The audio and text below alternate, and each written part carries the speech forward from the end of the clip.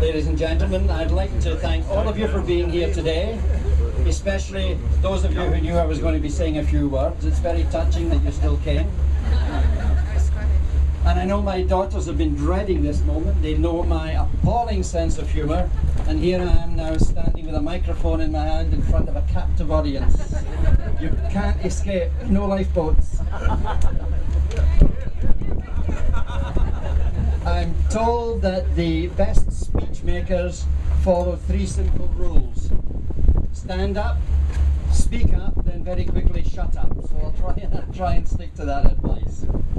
I'd like to start by thanking everyone on behalf of myself and Martha for coming to the wedding, particularly those of you who have come such a long way.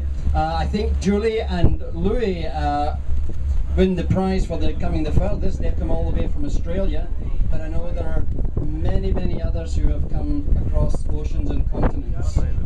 And I'd particularly like to thank Mike's family for being here and to say what a pleasure it's been getting to know them.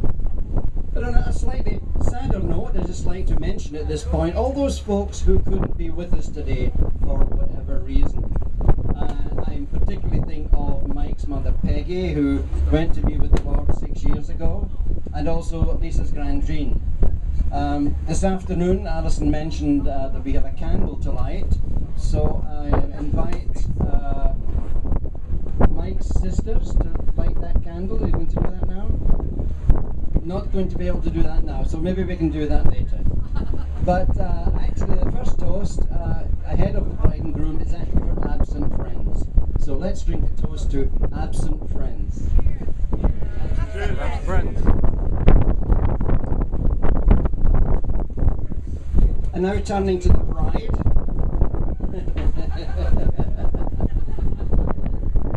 One thing Lisa has always possessed is a stubborn tenacity to get whatever she's set her heart on, and so you see, Mike, you were pretty well doomed from the start.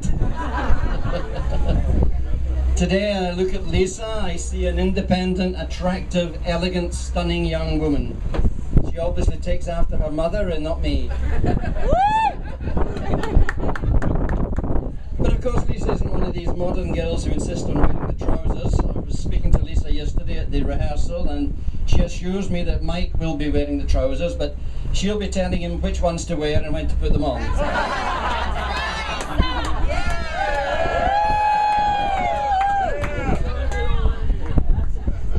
And now comes the moment I've been anticipating for most of my life. It's time for me to tell you about the silliest things that Lisa did as a little girl and show you some very embarrassing photographs. Payback time. But instead of that, I'm just going to tell you about one defining moment that changed things forever.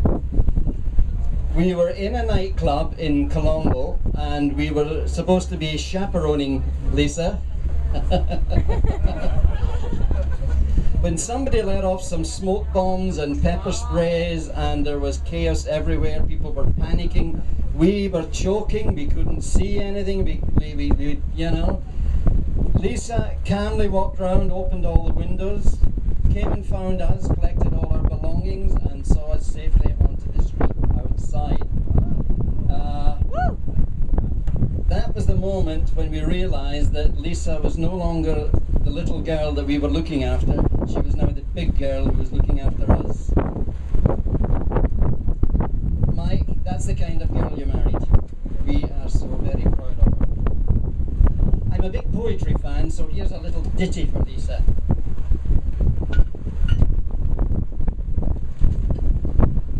Just once upon a yesterday, I held you in my arms. You grew into a little girl with lovely childhood charms. Now it seems I just turn round and I see you by Mike's side. No, I can't believe my eyes today. My daughter is a bride. But now, my Lisa, the time has come to send you on your way. So I wish you every happiness and God's blessings for this day. And I hope the love we've given you will forever be your guide. No, I can't believe my eyes today. My daughter is a bride.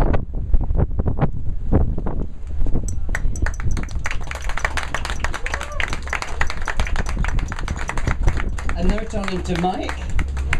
All fathers want the best for their daughter, and in Mike, I know that Lisa has it.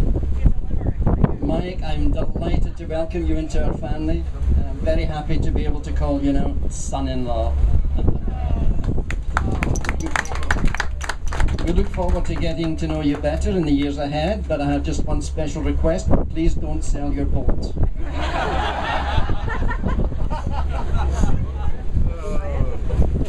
As one of the elder statesmen here tonight, it's my duty now to give the couple some wise words of advice. So Mike and Lisa, here are a few bullet points. Firstly, you have to bear in mind, for every male action, there is a female overreaction. And they say that when a man holds a woman's hand before marriage, it's out of love, but after marriage, it's in self-defense.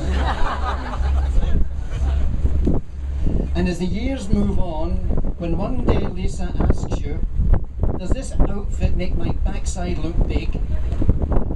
Do not, I repeat, do not reply. There is no correct answer.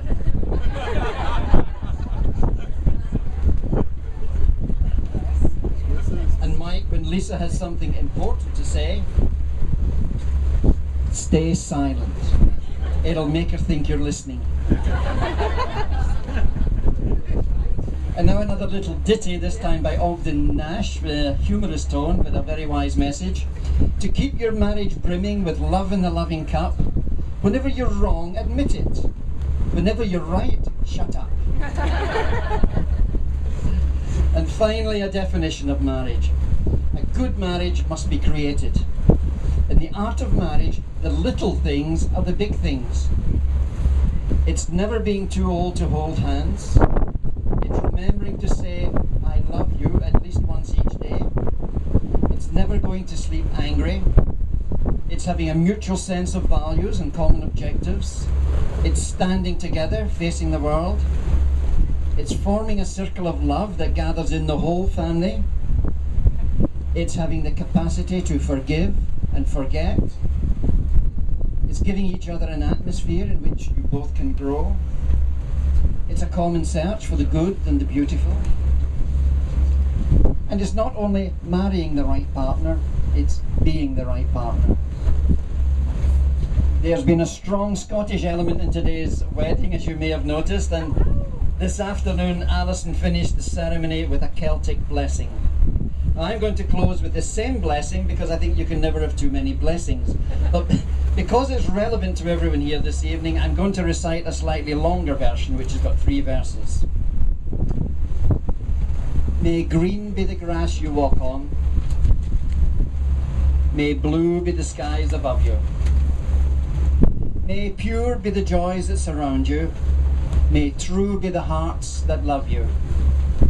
May God be with you and bless you. May you see your children's children. May you be poor in misfortune, rich in blessings. May you know nothing but happiness from this day forward. May the road rise up to meet you. May the wind be always at your back. May the sun shine warm upon your face. The rains fall soft upon your face.